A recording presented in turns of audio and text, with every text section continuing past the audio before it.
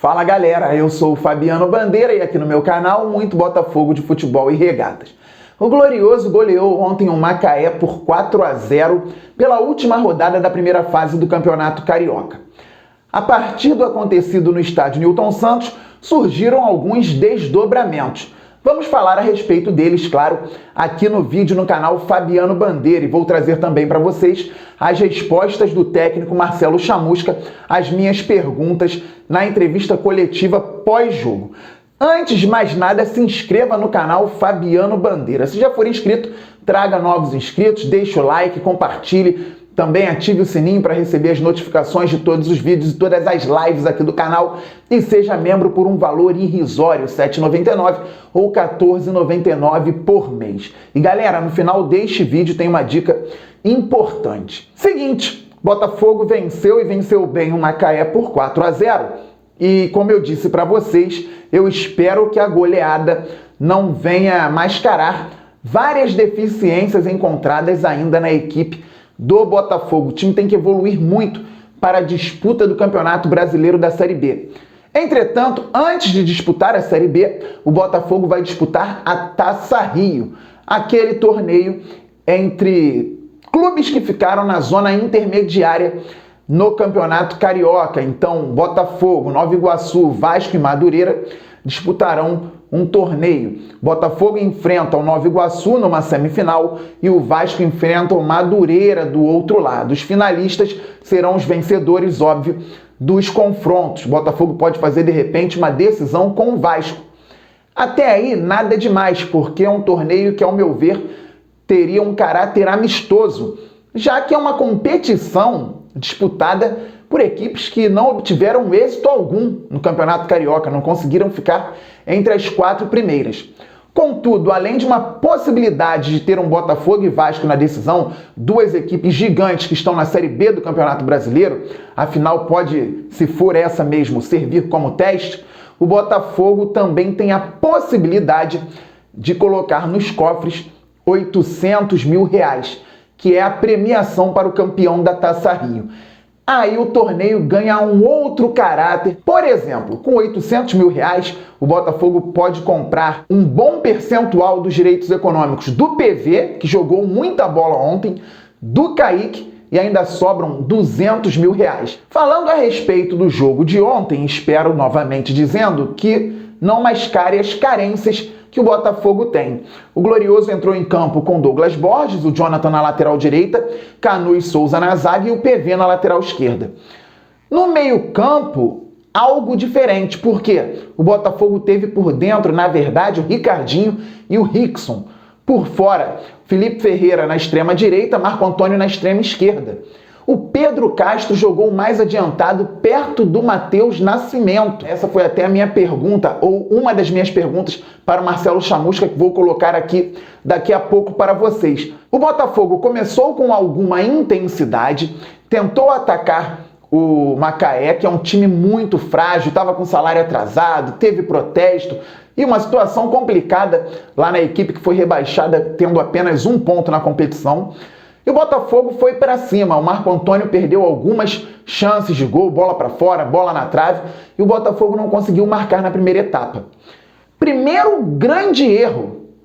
Em determinado momento do primeiro tempo, o Botafogo teve menos posse de bola que o Macaé. E isso é inadmissível, porque o Botafogo não consegue pressionar o portador da bola, seja dos rivais do Flamengo, Fluminense, Vasco, seja do Macaé, rebaixado com 1 ponto. O Botafogo tem muita dificuldade para fazer pressão no adversário.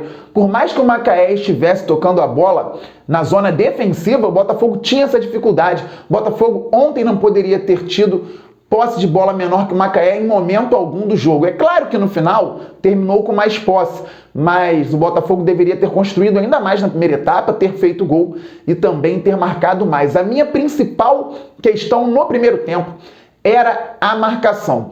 Por mais que o Macaé não tenha levado perigo ao gol do Botafogo, a gente tem que pensar para frente, tem que pensar em projeção. E o Botafogo não pode ser frouxo contra o Macaé, porque sendo frouxo contra o Macaé, vai ser frouxo lá contra o Vila Nova, na primeira rodada da Série B, no final de maio. Então tem que evoluir o time do Glorioso. Com a bola no pé, o time tentou construir alguma coisa, mas aí também entra a situação dos jogadores não atenderem os pedidos do treinador à beira do campo. E vocês sabem que eu não estou aqui defendendo Marcelo Chamusca, mas na parada técnica, no momento no qual pudemos ouvir as instruções, o Chamusca foi bem claro, pediu para o time parar de inverter bola pelo alto, porque o Macaé estava fazendo uma linha que não estava dando espaço para isso. Pediu para os jogadores tocarem a bola de forma mais curta.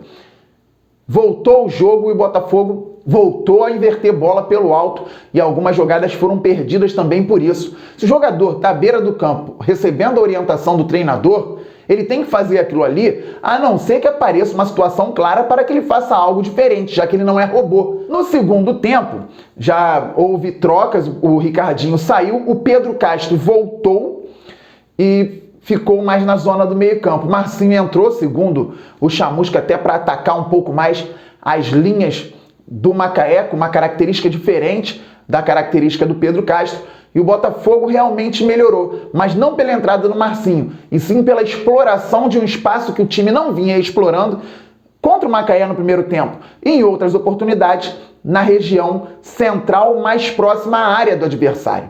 Então, no primeiro gol, o Pedro Castro pega uma bola no meio-campo, ele faz a inversão para o PV, que domina muito bem, dá um elástico maneiro, observa a chegada do próprio Pedro Castro na zona intermediária ofensiva do Fogão. O Macaé, mesmo com uma linha de 5 ou 6 jogadores entrando na própria área, deixa um espação. O Pedro Castro domina e faz um golaço de fora da área.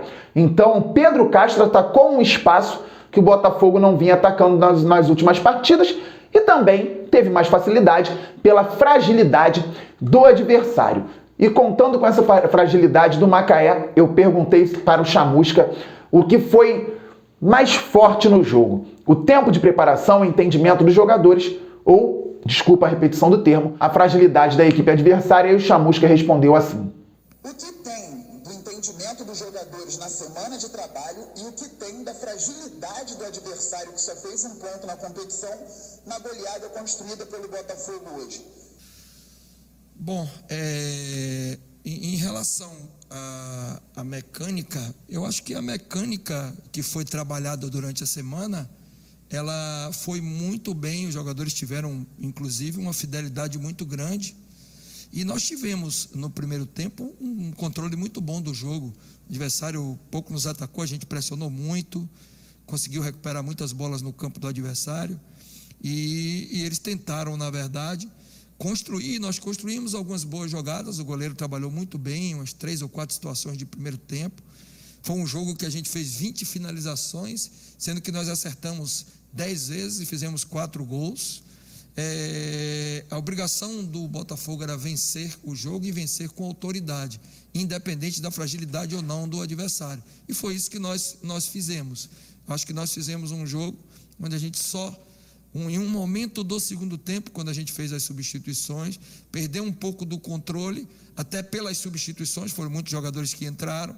Depois a gente controlou de novo e acabou o jogo jogando muito bem. Então, o trabalho da semana foi para que a gente tivesse imposição, e a gente teve 62% de posse de bola, 20 finalizações, e pudesse construir e terminar a competição vencendo, uma vitória que para nós é importante, e vencendo com autoridade. Então, nesse quesito, eu acho que teve muita coisa positiva que foi apresentado.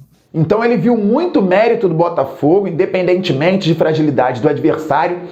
Eu, sinceramente, ainda tenho as minhas preocupações, principalmente na zona de marcação, mas também, sendo justo aqui, numa outra resposta, se bem me lembro, para Emanuele Ribeiro do GE, o Chamusca falou sobre a preocupação dele também com essa pressão e com o sistema defensivo como um todo do Botafogo. E ainda no Pedro Castro, como eu trouxe para vocês aqui, ele começou numa linha sem a bola em 4-4-2, com a bola em 4-4-1-1, ele um pouco atrás, mas bem próximo ali do Matheus Nascimento. Eu perguntei ao Chamusca qual foi a intenção dele tendo Pedro Castro ao lado do Matheus na primeira etapa, e ele respondeu da seguinte maneira: e também no 4-4-2 inicial, por que o Pedro Castro foi o homem mais adiantado ao lado do Matheus Nascimento? Obrigado. O Pedro eu coloquei mais adiantado pelo tempo de inatividade do Pedro, apesar de que o Pedro já jogou no Avaí, em várias equipes, fazendo essa função. E o tempo dele de inatividade, quando você coloca para fazer a função de volante, que o cara tem que correr um pouco mais, ter um volume maior, e principalmente, que era um jogo que a gente sabia que a gente ia precisar fazer muito perde-pressiona, então eu achei interessante começar com o Pedro um pouco mais enfiado, para poder dar essa condição em relação à parte tática do jogo de recuperação dele, das ações, e ele fazia uma movimentação encontrando os espaços, e ele fez essa movimentação muito bem. E o Ricardo, que está numa condição melhor, vem numa sequência de trabalho, de jogos, trabalhando mais por trás com o Rickson. Acho que a estratégia ela teve um efeito bacana, a gente conseguiu criar boas oportunidades. O Pedro, inclusive, tem uma oportunidade boa, atacando a última linha ali, finalizando o goleiro, fazendo uma defesa. Então a estratégia foi interessante. A partir do momento que o Ricardo lesionou, nós entendemos que seria interessante trazer o Pedro para a zona de construção e entrar com mais um jogador mais agudo de ataque, a última linha, que foi o Marcinho, que entrou fazendo uma função, não que o Pedro estava realizando, que o Pedro é mais um jogador de construção, mas tem um jogador de ataque, a última linha, para incomodar um pouquinho, principalmente um pouco mais ao lado direito, já que o Felipe e Jonathan estavam tentando criar algumas ações, mas precisava de um terceiro homem ali para poder a gente ser um pouco mais incisivo. Isso acabou acontecendo.